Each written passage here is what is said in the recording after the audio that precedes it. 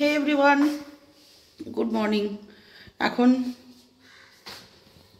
সকাল 9টা বাজে। আমার মুখ চোখ দেখে বুঝতেই পাচ্ছেন আমি 8:30টার সময় আজকে ঘুম থেকে উঠেছি। তারও একটা কারণ আছে। হঠাৎ করে না কালকে সকাল থেকে ব্লগ স্টার্ট করতে পারিনি। এক্সেস ঠান্ডা লেগে গেছে। মানে ঠান্ডাটা লেগেছে তার কারণ আছে। ঠান্ডাটা লেগেছে হচ্ছে চা বসাবো জল। ঠান্ডাটা লেগেছে হচ্ছে এক সেকেন্ড, আমি চাটা বসিনি, জল নেই কোথাও।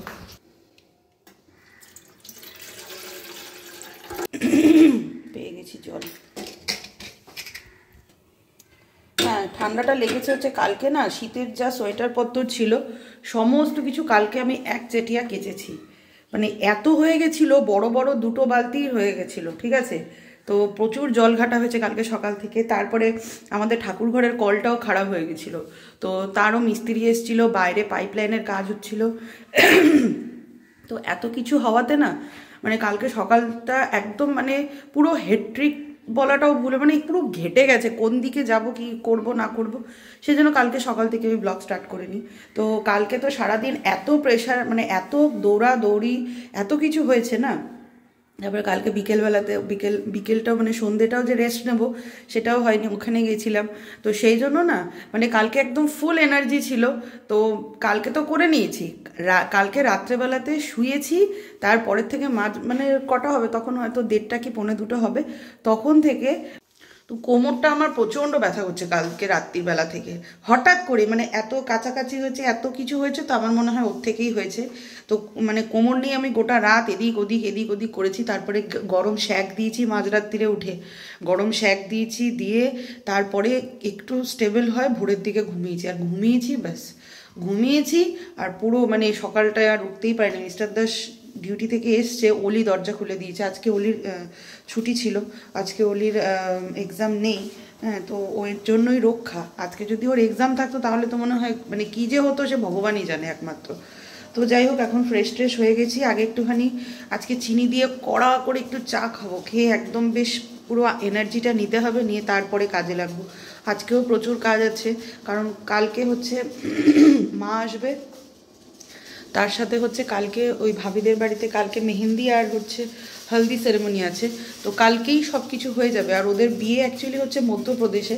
তো শুধু বিয়েটা ওই দিকে মানে ওদের বাড়ি মধ্যপ্রদেশে, মানে ছেলের বাড়ির ওখানে হবে। তো কালকেই মেন এখানে খাওয়া দাওয়া বলুন যাই বলুন না কেন কালকেই আছে। তো তার জন্য একটা গিফট কিনতে হবে। আমার এখনও গিফট ফিফট কিছু কেনা হয়নি। মিস্টার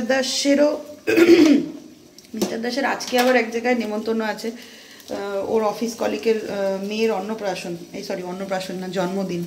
তো সেই জন্য ও আবার ওখানে যাবে। ওকে আমি বললাম যে তাহলে চলো এক ইয়েতে 2টো গিফট হয়ে যাবে, কিন্তু না, ওর অফিস স্টাফের সাথে গিফট দেবে। তো ওখানে একসাথে সব যাবে হচ্ছে কিনতে। তো আমাকেও সময় দিতে পারবে না।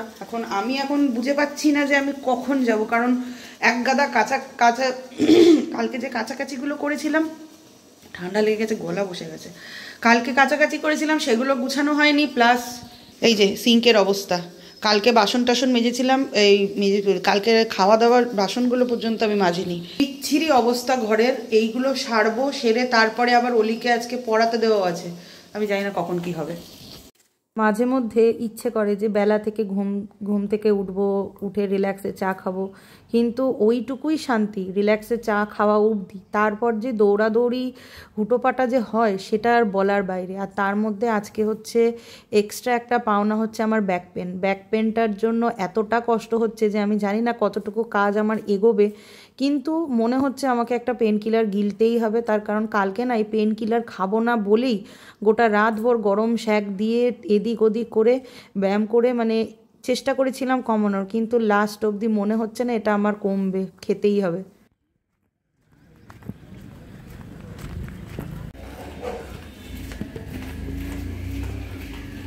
তাহলে এদের কাছে সম্মানটা বেশি, তাতে যদি এখন ঘড়িতে ওই 1:30 মতন বাজে। আমি সমস্ত কাজ সেরে, অলির আর এবেলা পড়া হয়নি, বিকেলেই পড়াবে বললো ম্যাম ফোন করে।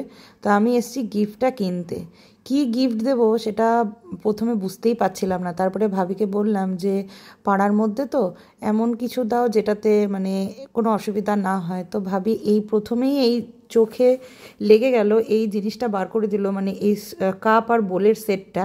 হ্যাঁ, তো তারপরে বলছে যে দাঁড়াও আরও কয়েকটা জিনিস আছে আমি দেখছি, যদি ওগুলোর ভালোর মধ্যে হয়ে যায়। এবার দেখুন কি বলুন তো, হটপট বা প্রেশার কুকার বা ফ্লাওয়ার ভাস এগুলো তো নর্মাল, এগুলো সবাই দেবে। কিন্তু যেহেতু বিয়ে বাড়ি, আর আমার মনে হয় না বিয়ের পর প্রত্যেকটা হাজব্যান্ড ওয়াইফের নিজেদের মধ্যে টাইম কাটানোটা খুব জরুরি। আর বৌদি যে জিনিসটা দিয়েছে ওটা বৌদি বলেই দিল যে কিছু স্ন্যাক্স সন্ধ্যাবেলাতে বর ডিউটি থেকে এলো, আসার পরে একটু স্ন্যাক্স বানালো, বানিয়ে বড় বাটিটার মধ্যে নিল, আর 2 কাপ চা নিয়ে বেশ ব্যালকনিতে বসে হোক বা ঘরের মধ্যে বসে হোক বেশ গল্প করতে করতে খাবে। জিনিসটা কিন্তু হেভি স্ট্যান্ডার্ড হবে।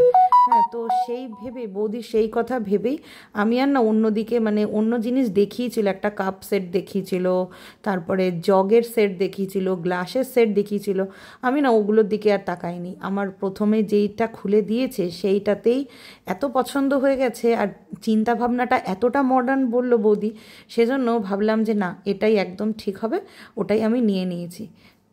যদি চলে আসে তখন শেষ হয়ে যায়। হ্যাঁ, তারুদাকে সঙ্গে সঙ্গে ফোন করে, তারুদা এরকম এমনি জল সে, হ্যাঁ হ্যাঁ দে দে প্লাস্টিক वाला, হ্যাঁ প্লাস্টিক। এটা একটু উগ্র ইয়ের নেই না, এটা তো নেবই। কি বলুন তো, দিন দিন না অলির মতন হয়ে যাচ্ছি। গিফট কিনতে এসে ভাবলাম যে নিজের জন্য একটা কিছু নিই, কারণ অনেক দিন না বডি স্প্রে বা পারফিউম জাতীয় কোনো কিছুই কিনছি না, আর সামনেই গরম আসছে, এগুলোর কিন্তু দরকার পড়বে, ওই জন্য নিয়ে নিলাম। ये लो, ये लगा कर जाओ, गर्लफ्रेंड पर अच्छा लगेगा।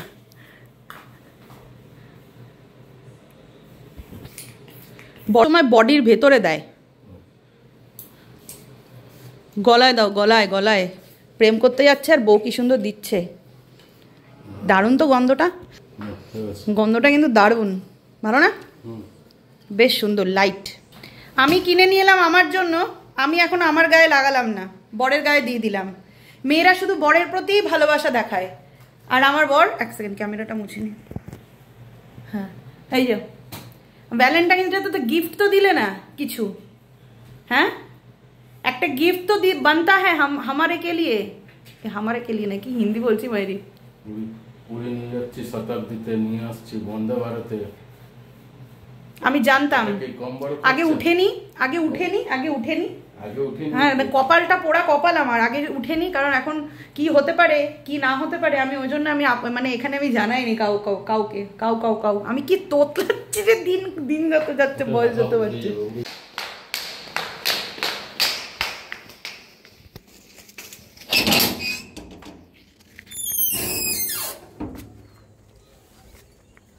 ওপেন বক্স জিলেবি আছে, ফোন নম্বরের লাস্টে 4 ডিজিট নম্বরটা বলুন।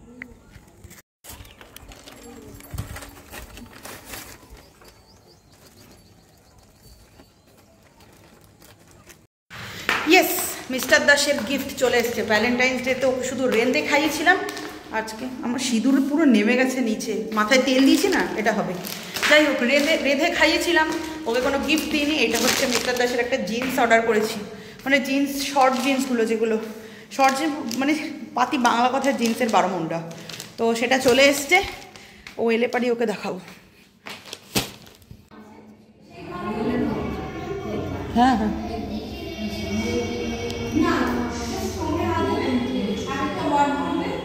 ডান্সের ক্লাস থেকেই সোজা অলিকে ম্যামের বাড়িতে দিয়ে এলাম, দিয়ে বাড়ি ফেরার সময় আমাদের পাড়াতেই নতুন একটা মিষ্টির দোকান খুলেছে, বেশ ভালো ভালো মিষ্টি বানাচ্ছে, দেখে ভাবলাম গোপুবাবুর জন্য নিয়ে নিই। আরেকটা ভালো খবর হচ্ছে এখানে না গরম গরম পান্তুয়াও পাওয়া যায়।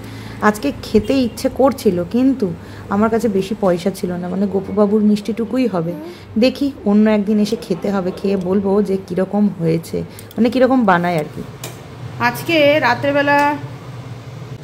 আজকে আমাদের রাত্রের 3 জন মানুষের জন্য 3 রকমের খাবার হবে। এখানে মিস্টার দাসের রুটি বনছে, হ্যাঁ রুটি, আর এই যে মিক্স ভেজ, আর এইখানে এই মিক্স ভেজের মধ্যেই আমি ম্যাগি দিয়ে অলির জন্য সুপি ম্যাগি বানিয়ে দেবো ওই সবজি টবজি দিয়ে। আর সত্যি বলতে অলি রানী ম্যাগি খাচ্ছে দেখে আমারও একটু ম্যাগি খেতে ইচ্ছে হলো, তাই আমি এই যে লাস্ট এই প্যাকেটটাই পড়ে আছে, তো এটা খাবো আজকে রাত্রেবেলা আমি রাতের ডিনারে। বেশ হট চিকেন ফ্লেভার। এর আগের দিনকে কিন্তু ঝালের নাকমুখ জ্বলে গেছে, আজকেও ঠিক ওরকমই একটা হবে। মানে আমি শেষে মুখের মধ্যে বলছি ঠোঁটের মধ্যে না, মানে মুখের ভেতরে যতটুকু না ঝাল লাগে তার থেকে বেশি ঝাল লাগে হচ্ছে যে ঠোঁটের এই বাইরেটা। আমি সে ভেজলিন দিয়ে মানে খুব অসুবিধাই হয়েছিল। তো যাই হোক, অসুবিধা হলেও খাবো, নিয়েছি তো। মিস্টার দাস বলেছে যে ব্ল্যাকটা অর্ডার করতে, রেডটা তো ও টেস্ট করেনি, রেডটা আমি আজকে টেস্ট করব। ব্ল্যাকটা কিন্তু দারুণ খেতে, সত্যি ঝাল লেগেছে ঠিকই, কিন্তু ব্ল্যাকটার ফ্লেভারটা খুব সুন্দর ছিল। তো চলুন আমি আপাতত রাত্রিবেলা ঝাল খেয়ে যাই হোক শুষিয়ে শাসিয়ে কিছু একটা ব্যবস্থা হবে। আজকের জন্য ব্লগটা এই অবধি রাখছি, দেখা হবে কালকের একটা ব্লগে। তো ততক্ষণের জন্য সবাই সুস্থ থাকবেন, ভালো থাকবেন, সবাইকে ভালো রাখবেন। ম্যাগি ডান, এই যে সবজি দিয়ে একদম, এবার এটাকে নামিয়ে দেবো।